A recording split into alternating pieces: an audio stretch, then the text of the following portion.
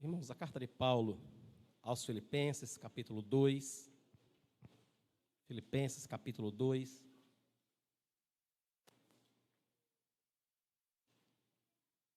A partir do versículo 5. Filipenses, capítulo 2, a partir do versículo 5. Nós vamos ler até o 11.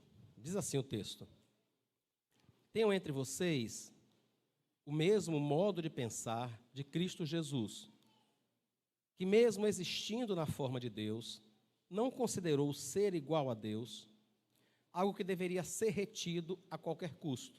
Pelo contrário, ele se esvaziou, assumindo a forma de servo, tornando-se semelhante aos seres humanos.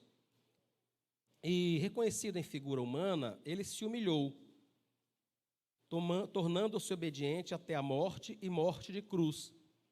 Por isso, também Deus o exaltou sobremaneira e lhe deu o nome que está acima de todo nome, para que ao nome de Jesus se dobre todo o joelho, nos céus, na terra e debaixo da terra, e toda língua confesse que Jesus Cristo é o Senhor, para a glória de Deus Pai. Amém. Irmãos, o Senhor criou o ser humano perfeito, sem nenhum tipo de vício, sem nenhum tipo de falha, sem nenhuma inclinação para o mal. Foi assim que o ser humano foi criado, completamente perfeito. Mas por escolha própria, até porque os nossos primeiros pais, Adão e Eva, realmente tinham livre-arbítrio, eles podiam escolher fazer o bem ou fazer o mal. Hoje nós não temos essa opção, a gente pode evitar de fazer algo errado, mas a gente não consegue evitar fazer todo o erro, cometer todo o erro, Quem de nós pode dizer assim, a partir de hoje eu não erro mais, em nada, de jeito nenhum, eu nunca mais vou errar? Nós não podemos fazer isso porque nós somos afetados pelo pecado e a nossa alma tornou-se defeituosa. Adão e Eva não tinham isso. Não tinham, irmãos. Eles não tinham cometido mal nenhum e poderiam permanecer assim para sempre. Então, quando hoje a gente diz que a gente não tem livre-arbítrio, é no sentido de dizer de que você não consegue, por si mesmo, simplesmente parar de errar. Você consegue vencer pecados específicos. Você consegue parar de ser glutão e deixar de comer a 5ª fatia de pizza quando já ficou cheio na 2ª. Entendeu? Consegue. Se não conseguir, não se preocupe que o médico te lembra disso. Mas a gente não consegue não cometer nenhum tipo de erro. Depois que o ser humano pecou lá no jardim, então nós ficamos assim.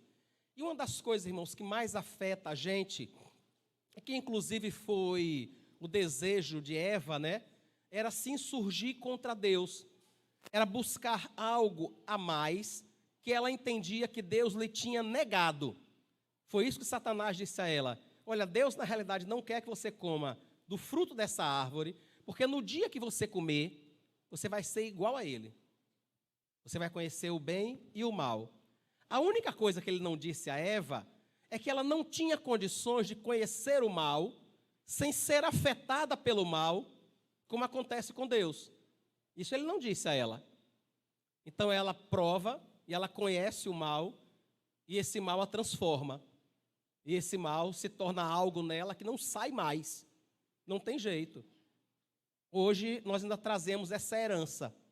De lá para cá, o Espírito Santo, que foi enviado do céu pelo Pai e pelo Filho, quando o Senhor Jesus foi para o céu, o Espírito Santo está nos moldando, está nos limpando, está tentando tirar tudo isso que foi se agarrando na nossa vida, no decorrer do tempo, Eu já estou há 52 anos nesse planeta. Então imagine, 52 anos sendo afetado por um mundo que jaz no maligno. Dá para imaginar a quantidade de craca que tem agarrado em mim? Como fica a nossa alma depois de tudo isso? Todas as raivas que a gente passa e que a gente faz no decorrer desses anos. Então o Espírito Santo, irmãos, está nos tratando, está nos limpando. E eu acho que uma das principais coisas, que é o que eu queria lhe dar um pouco nessa manhã, nesses 9 minutos que eu ainda tenho, sobre esse desejo que nós temos de alguma forma, não sei se de sermos exaltados, a gente não usaria essa palavra, né?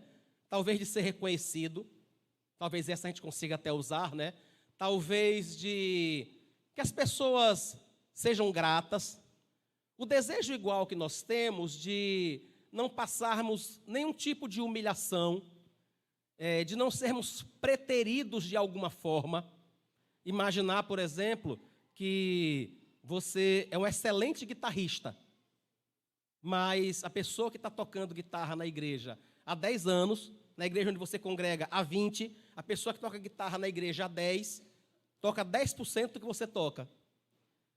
Você é um excelente professor de Bíblia, mas a pessoa que dá aula na classe onde você é aluno não sabe 20% do que você sabe, não tem 10% da sua aptidão para dar aula.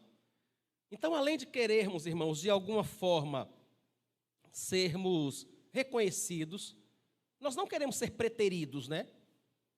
Principalmente quando a gente olha assim, mas eu tenho potencial para isso. Como faz sentido alguém ser escolhido para fazer isso e eu não, quando eu poderia fazer muito melhor? Esse desejo não é em si mesmo ruim, desde que a gente busque realmente que a intenção seja glorificar a Deus. Desde que a intenção não seja humilhar o outro e mostrar o quanto se sabe. Por exemplo, quando você está com alguém no carro e a pessoa está tentando estacionar o carro e vai para lá, para cá, às vezes ela bate na frente, bate no da frente, no de trás, no da frente, no de trás, e aí você para, olha para a pessoa em algum momento e diz assim, você quer que eu lhe ajude? Vá, desça aí que eu lhe ajudo. Na realidade, a gente já está dizendo assim, não, você não sabe. Isso é muito comum para a gente. Isso não era comum em Cristo. E é isso que eu queria lembrar a mim e a você. O texto aqui diz que ele, para salvar a mim e a você, ele precisou primeiro abrir mão de estar no céu, abrir mão de direitos que ele tinha, direito de não descer à terra. Ele não precisava fazer isso. Ele poderia ficar no céu. O texto diz que o existir na forma de Deus não foi algo que ele imaginou, que ele quis que fosse mantido, né? Que fosse retido a qualquer custo. Eu acho muito interessante isso, a qualquer custo. Por quê, irmãos? Porque o custo dele não fazer isso seria eu e você não estarmos aqui hoje. Seria eu e você não entendermos o que é um domingo, o que é um dia de descanso para a nossa alma, porque a nossa alma não teria descanso, em momento nenhum e de jeito nenhum. Diante do custo envolvido, ele abre mão da sua glória, abre mão daquilo que era direito seu, para poder nos presentear com a salvação. Eu e você precisamos fazer isso, irmãos. Precisamos pedir muita graça a Deus para abrirmos mão do nosso direito. Eu sei que é muito difícil. Eu sei que é difícil. Existe 1 milhão de leis tentando proteger o nosso direito, porque tem muita gente querendo nos negar esse direito. Há muita gente má. Há muita gente, irmãos, fazendo coisa errada e nos prejudicando. Então existe um monte de leis tentando nos proteger dessas pessoas. Mas eu e você precisamos aprender a abrir mão. Uma coisa é ter o nosso direito tomado à força. Isso é uma coisa. Existe a lei para nos proteger. A pessoa quer tomar o seu carro, a pessoa quer tomar o seu celular. Isso é uma coisa. Outra coisa é você abrir mão desse direito por causa do custo envolvido. Foi o que Cristo fez. Outra coisa é você ouvir o irmão, com toda a boa intenção do mundo, dizer algo que talvez não seja muito correto, e você saber fazer e saber orientá-lo no momento certo e na hora certa. Aí não você está no meio de um grupo de pessoas e você acha que aquela pessoa disse uma heresia disse algo que não deveria ser dito, e aí você faz questão de esclarecer para todo mundo o quanto ele está errado, o quanto ele é um herege, o quanto ele não deveria ter dito aquilo. Entendem que isso não se parece com Jesus? E que inúmeras e inúmeras vezes, depois que o grupo se dissipa, a gente não vai conversar com aquela pessoa. A gente não procura ela para dizer, olha, rapaz, seu entendimento precisava de um certo ajuste, que é o que Áquila e Priscila fazem com Apolo, né? Vem aquele homem, um pregador fervoroso, instruído na Escritura, mas Áquila e Priscila percebem que precisavam ser feitos determinados ajustes no entendimento de Apolo. Eles chamam Apolo de lado e conversam com ele. Hoje em dia existem, inclusive, pessoas, não há certeza, né, sobre quem escreveu a carta aos Hebreus, mas um dos possíveis indicados é Apolo. E talvez devamos isso um pouco, irmãos, a instrução dada por Áquila e Priscila. Então eu e você precisamos fazer o que Cristo fez, avaliar o custo envolvido e perceber, irmãos, se vale a pena manter o nosso direito. Eu estou falando de algo que é direito nosso. Vale a pena sustentar, vale a pena exigir o nosso direito diante do custo envolvido. Será que vale a pena você exigir o seu direito e depois ter um final de semana em guerra na sua casa, por causa do direito que você fez questão de que lhe fosse dado, de que não fosse negado a você? Eu não estou dizendo a você, irmãos, que não tenha direito nenhum. Eu estou dizendo a você que use esse direito como Cristo usou. Foi isso que ele fez. Era direito dele, mas o texto diz que ele não se apegou a isso, ele não fez questão de fazer isso por causa do custo envolvido. Ele faz uma outra coisa, diz o versículo 7. Ele se esvazia, ele assume a forma de servo, ele se torna semelhante aos seres humanos, e como um humano, ele se humilha. Vejam que agora, irmãos, ele dá um passo a mais. Ele não apenas abre mão do seu direito, mas ele aceita ser humilhado. Ele aceita ser humilhado. A gente precisa aprender isso, irmãos. A gente precisa aprender. Se eu e você somos crentes, se eu e você estamos caminhando para o céu, se eu e você conhecemos ao Senhor, nós precisamos aprender a ser humilhados. Precisamos mesmo. E a gente reage muito mal a isso. Muito mal. Para a gente parece assim um ponto de honra, né? Se alguém me humilhar, você vai conhecer aquele bichinho que está preso aqui dentro. Você vai conhecer, então não faça isso não. Entendem? Nós precisamos aprender, porque o Senhor Jesus fez isso, irmãos. Ele se deixou humilhar pelo nosso bem. Pelo nosso bem. A gente, muitas e muitas vezes, se apega aos nossos direitos, entende que ninguém deveria de modo algum nos humilhar, ou dizer coisas de nós que não deveriam ser ditas, e não deveriam mesmo, não deveriam. Mas essas pessoas vão dar conta diante de Deus daquilo que elas fazem. O que eu estou tentando trazer para mim e para você é que o Senhor a quem nós servimos se humilhou até a morte, e uma morte vergonhosa, uma morte de cruz. Morrer na cruz naquela época era dizer que ele era uma pessoa desprezível, era uma pessoa que ninguém queria saber sequer que ele existisse, que ele existiu, que o mundo seria melhor se ele não tivesse passado por aqui. E ele se submeteu a isso, irmãos, para que eu e você pudéssemos hoje ter um dia do Senhor, para que a gente hoje pudesse sentar aqui e ouvir a sua palavra.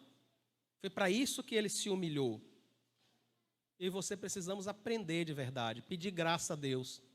Quando o Senhor Jesus, irmãos, está para ser preso no jardim do Getsêmani, é muito interessante, as pessoas vão tentar prendê-lo, perguntam quem é ele, quem é Jesus? Até porque estava escuro, né? Não tinha iluminação, era como muitas das nossas ruas, embora isso fosse há mais de 2000 anos atrás, mas tudo bem. Era como algumas de nossas ruas, as pessoas não viam direito Jesus, e aí perguntam, Quem é Jesus? E quando ele diz sou eu, o poder dele era tão grande que vocês vão ver que as pessoas dão um passo para trás e caem. Todas elas caem. Só porque ele disse sou eu. O povo simplesmente cai. Se levantam e vão lá prender Jesus. Pedro saca uma espada, acaba machucando Malco. Eu acho que ele não queria acertar a orelha não, né? Eu não acho que ele tirou a espada e disse assim, Malco, fique quietinho que eu vou cortar a sua orelha. Ele tenta fazer algo e acaba decepando a orelha de Malco. Jesus conserta a orelha de Malco e conserta a atitude de Pedro. E diz, Pedro, coloque sua espada na bainha. Quem usa essa espada para ferir, vai ser ferido com ela. Você acha que eu não poderia pedir ao meu pai, e ele não mandaria mais de 12 legiões de anjos para me proteger? E ele é levado, irmãos, como diz a Escritura, como um cordeiro mudo ao matadouro, e perante os seus tosqueadores, ele não abre a sua boca. Se eu e você, irmãos, somos discípulos de Jesus, somos chamados a esse tipo de vida. É a essa vida que nós somos chamados. A sermos levados ao matadouro e perante os nossos tosqueadores não abrir a nossa boca.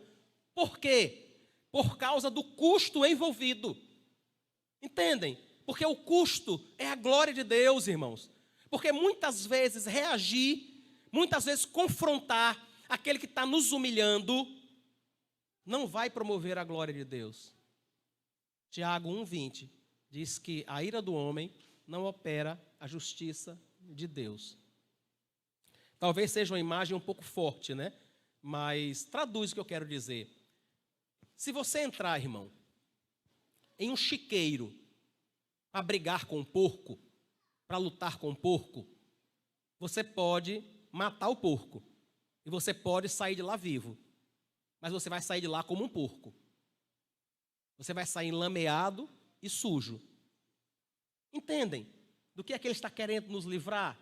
Algumas vezes é isso que nós fazemos, irmãos. Algumas vezes tentando nos livrar dessa humilhação, tentando exigir o nosso direito, é isso que nós estamos fazendo.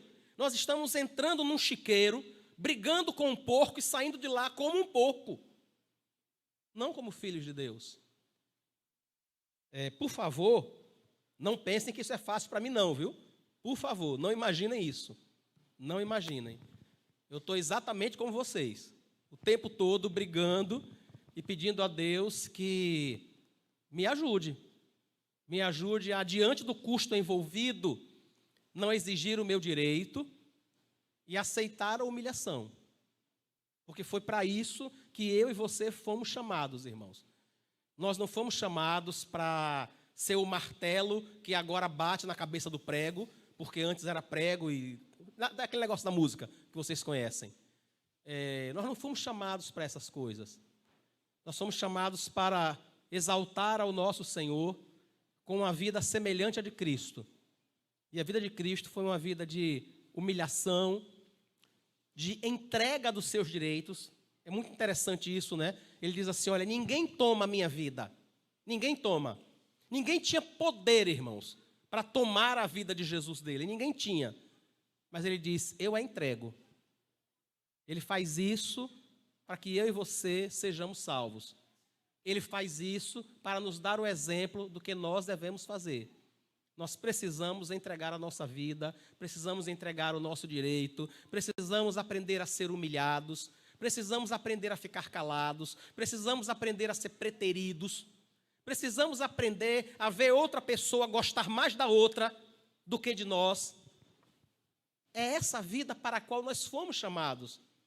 É assim que nós vamos glorificar a Deus. De que é que nós fomos libertos, irmãos? Dessa necessidade de se agarrar ao nosso direito, porque é Ele que me identifica, é Ele que faz ser o que eu sou. Se eu não tivesse direito, quem sou eu no mundo? Se as pessoas fizerem isso comigo, quem serei eu? A nossa identidade, irmãos, está em Cristo. Nós já fomos libertos dessas coisas. Nós já fomos libertos desse desejo exagerado de manter o nosso direito a qualquer custo, de qualquer jeito, de qualquer maneira. Nós já vivemos nas regiões celestiais. E a vida nas regiões celestiais é dessa forma. Pelo menos deste lado da eternidade, né? Daqui a pouquinho isso muda. O nosso irmão Tim Keller hoje já experimenta isso, né? Antes de ontem, né? Na sexta-feira, ele foi chamado a estar com o Senhor. E eu tenho não sei, mas eu posso dizer, irmãos, que muito do que eu sei, muito do que eu sou, eu devo aos livros do Tim Keller. Eu sempre fui um devorador dele. Acho que aquele livro Deuses Falsos, né? Eu não sei quantos eu comprei, dei, emprestei, incentivei os irmãos a ler. Foi um irmão que abençoou muito minha vida e de muita gente. Hoje, ele está com o Senhor. Daqui a pouco, eu e você também estaremos. Mas até lá, irmãos, a gente é chamado para entregar direitos e aceitar a humilhação, para a glória do Senhor. Vamos orar?